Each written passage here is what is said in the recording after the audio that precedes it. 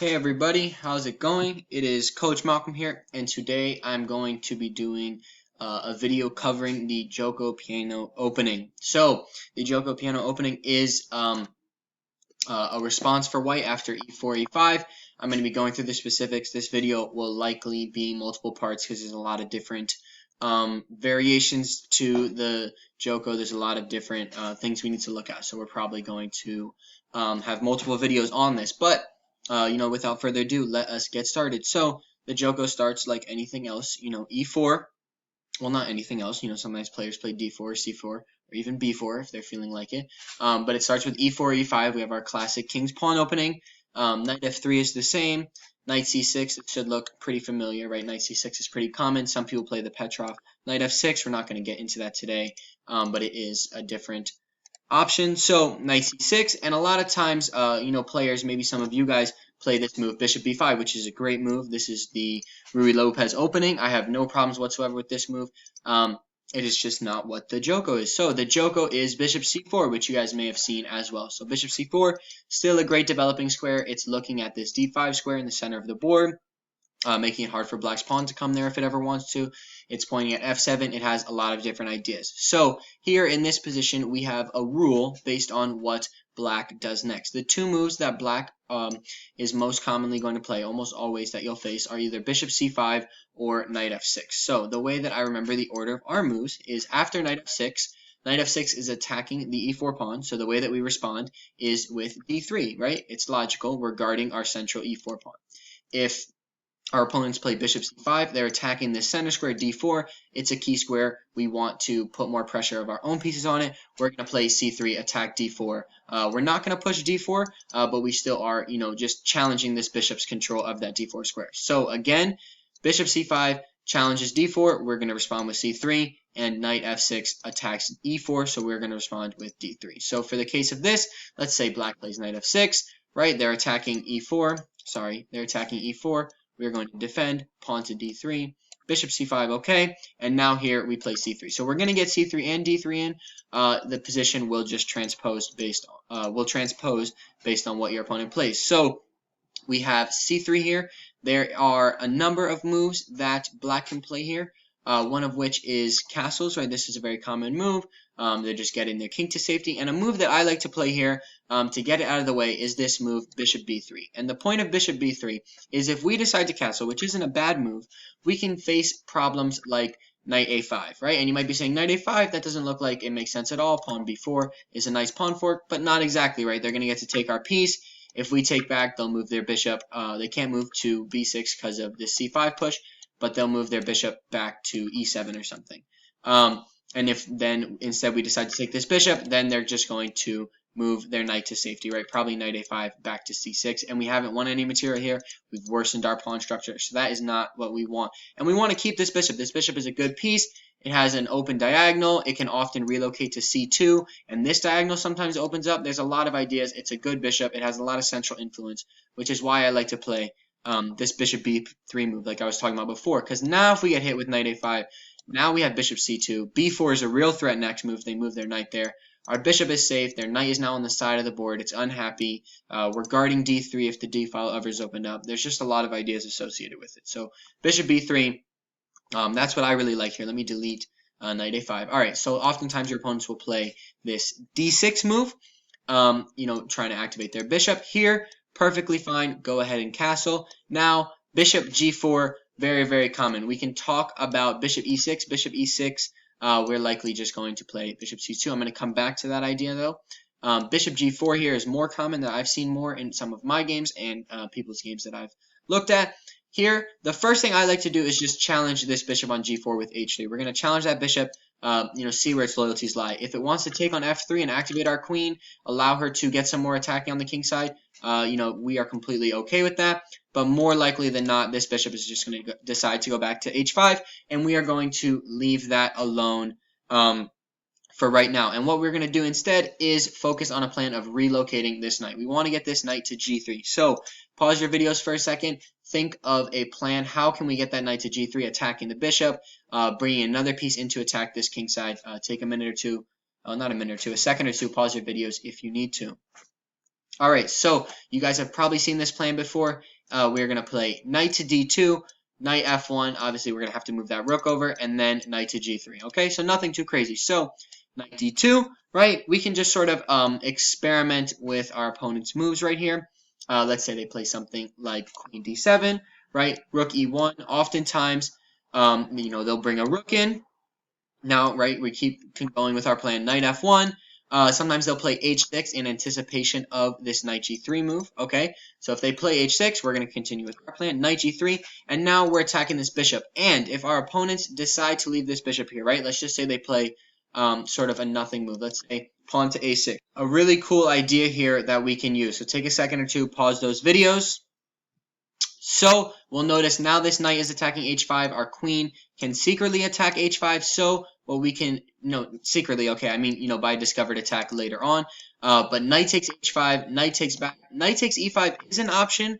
But I believe after knight takes e5 back, queen takes h5, we will get our piece. But something like knight takes d3 is quite annoying, even though we still have playing ideas. And here, after knight takes e5, if we decide to play d4, forking these two pieces and still attacking h5, sure, we're going to get our piece back, but this looks relatively equal in my opinion. Maybe something, not knight g6, but they'll be able to move this knight back after we take on h5, maybe bishop b6, and they look like they're okay here, even though we have this rook lift, so maybe black would play it differently. But this isn't what we're really looking at here, because I know it's much better here. Knight takes h5, knight takes h5, knight h4 is a great move here. We have ideas coming to g6, ideas coming to f5, and in particular, our queen is attacking h5. This knight will likely go back to f6. Now we have queen f3.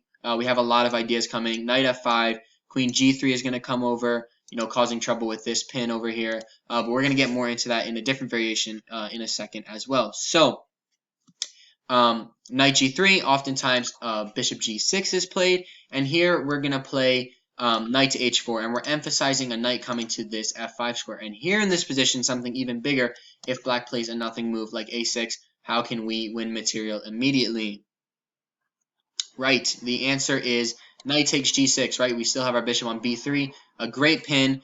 This pawn cannot take back. They're not allowed to. Now their rook is in trouble. At the very least, we could just move away if we wanted to, relocate to f5, and we are doing just fine, all right? Okay, so likely our opponents here, they don't have any other squares for this bishop. They're going to go back to h7, and now we bring in this queen to f3, and we already have a threat. So I'm going to keep doing nothing moves, which could be as much as, rook e8 as well, but this is just to show traps we have in this position. How can we win more material and break into black's kingside in this position as white here? All right, we've got our super silent bishop on c1. Bishop takes h6. If pawn takes back, queen takes f6 is going to get our piece back. We already got our pawn on h6, and this is trouble. Obviously, as you guys can see, you got an open g-file. Our king is perfectly fine. Their king is not. We may even get a rook lift in later. Obviously, we can't do it right now, because of this bishop on c5, but you never know. A knight is going to come into f5. That's going to target h6. And even if, let's say our knight did end up coming to f5, after this bishop takes, we just have a second one to back it right up. That's why it's so great to have these two knights over here in the Giuoco.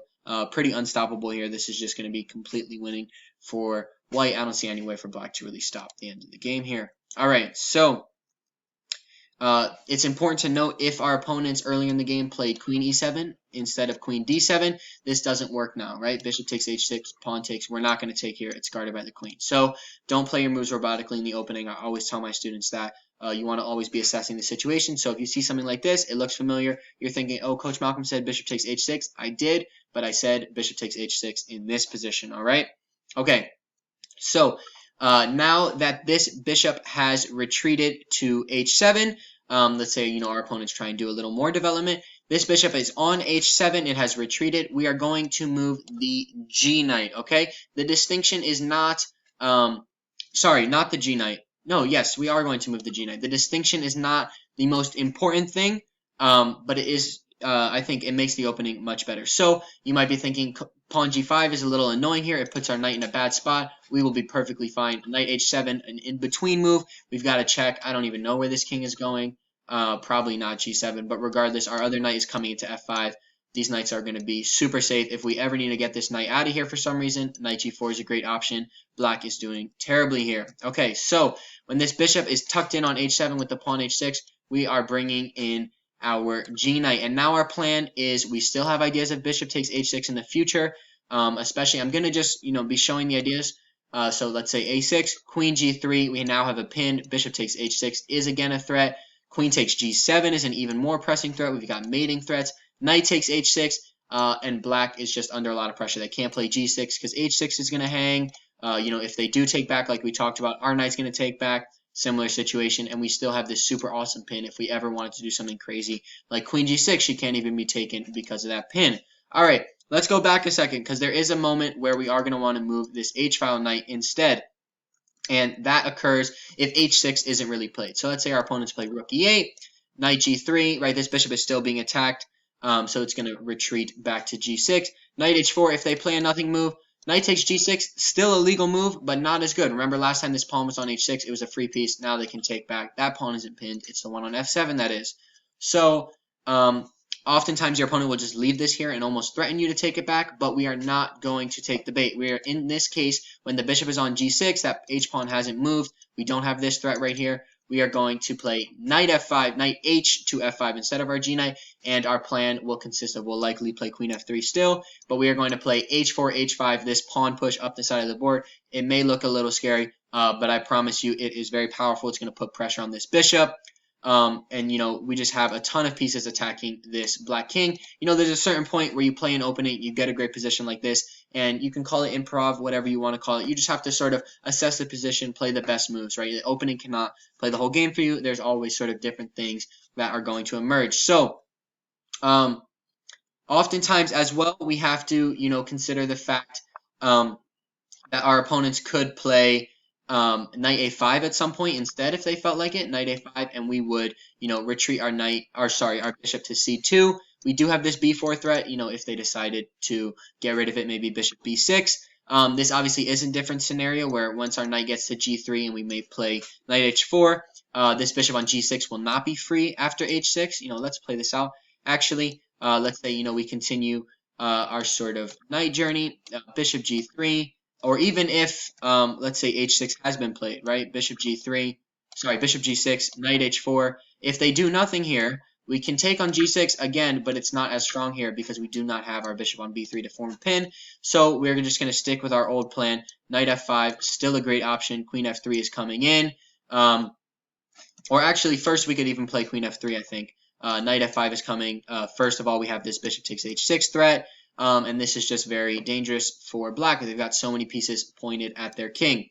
All right, so like I said, let's just quickly review actually. The Giuoco, right? The very basics. Bishop c4 instead of bishop b5. Knight f6, we respond with d3. Bishop c5 with c3. Our plan is to protect our bishop. Bishop b3, it's an important piece as we saw. We're going to castle our king, play h3, test that bishop, and maneuver our knight over to the king side. Remember, well, not this position.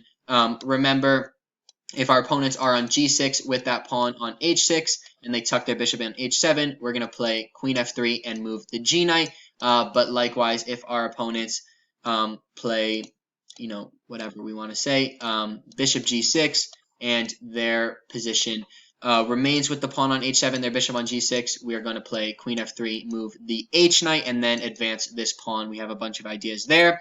So, this is the intro to the Giuoco. There's a lot more that we need to know. I'm going to make another video on this, so check out that video if you're interested in this opening as well, and comment any questions if you have those as well. But I will see you guys next time. Thank you.